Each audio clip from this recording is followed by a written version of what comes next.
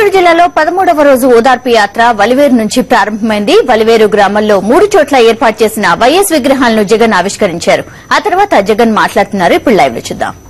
ఇటువంటి అన్యాయమైన రాజకీయ వ్యవస్థను చూసినప్పుడు కానీ బాధ అనిపించినప్పటికీ ఇవాళ ఈ గ్రామానికి ఇక్కడికి వచ్చినప్పుడు ఇవాళ ఈ గ్రామంలో ఒక విగ్రహం కాదు, 2 విగ్రహాలు కాదు, 4 విగ్రహాలు ఈ గ్రామంలో పెట్టడం, గ్రామం అంతా కూడా ఇళ్లకు తాళాలేసినట్టుగా ఈ నడి రోడ్డు మీదకి వచ్చి నిలిచోవడం, ఏ ఒక్కరికి ఈ నడి రోడ్డు మీదకి ఈ మండుతున్న ఈ ఎండలో నిలుచుని ఉండవలసిన అవసరం ఏ ఒక్కరికి కూడా లేనప్పటికీ కష్టం అనిపించినా కూడా పిల్లల్ని సైతం సంకన వేసుకుని అక్క చెల్లెమ్మలు ఈ నడి రోడ్డు మీదకి వచ్చి నిలుచుని ఆప్యాయతలు చూపిస్తూ ఉన్నప్పుడు నడవలేని వయసు అయినా సరే అవ్వ తాతలు కష్టం అనిపించిన నడి రోడ్డన్న సంగతి కూడా పక్కన పెట్టి వచ్చి నిలుచుని ఆత్మీయతలను పంచిపెడుతూ ఉన్నప్పుడు పిల్లలు సైతం మండుతున్న ఎండలు లెక్క చేయకుండా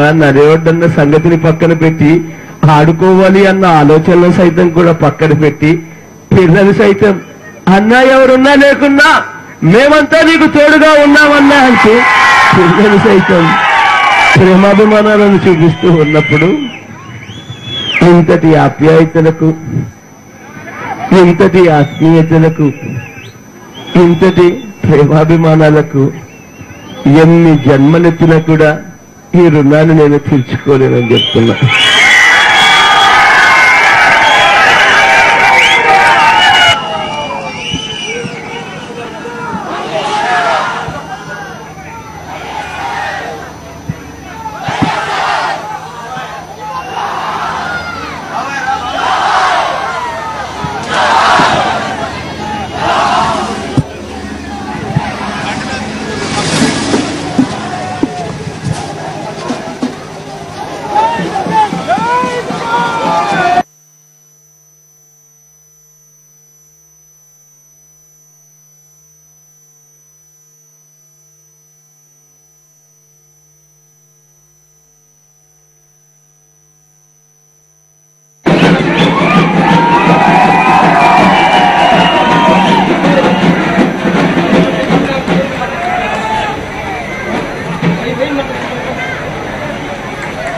స్వామికి నిలదీమని చెప్పి స్వామి దిగుతారు ఫోటోగ్రాఫర్.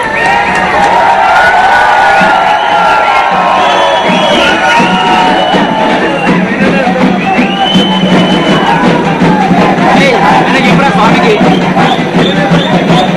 నారా చెప్పరా దిగుతాడు అక్కడ.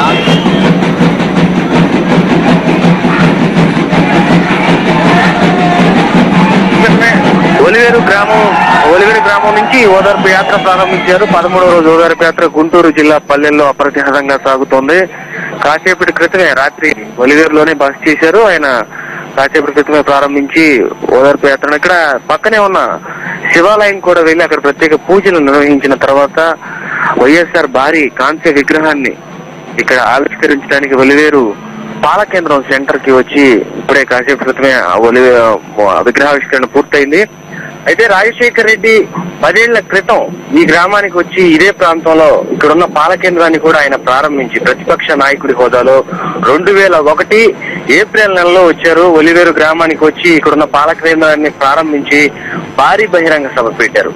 అప్పుడు ప్రతిపక్ష నాయకుడిగా జనం పడుతున్న బాధలు, చంద్రబాబు హయాంలో రైతులు ఎదుర్కొంటున్న సమస్యలను ప్రధానంగా ప్రస్తావించి 2004లో అధికారంలోకి వచ్చిన తర్వాత తాను ఏ విధంగా చేస్తానో, తన పరిపాలన ఎలా ఉంటుంది, అప్పటికే ఇబ్బందులు పడుతున్న రైతాంగాన్ని ఏ విధంగా ఆదుకుంటామని అప్పుడు ఒక భరోసా, ఒక ధైర్యం చెప్పి ఈ గ్రామంలో భారీ బహిరంగ సభ ద్వారా ఇక్కడున్న ప్రజలకు తన ఉద్దేశాన్ని తెలిపారు.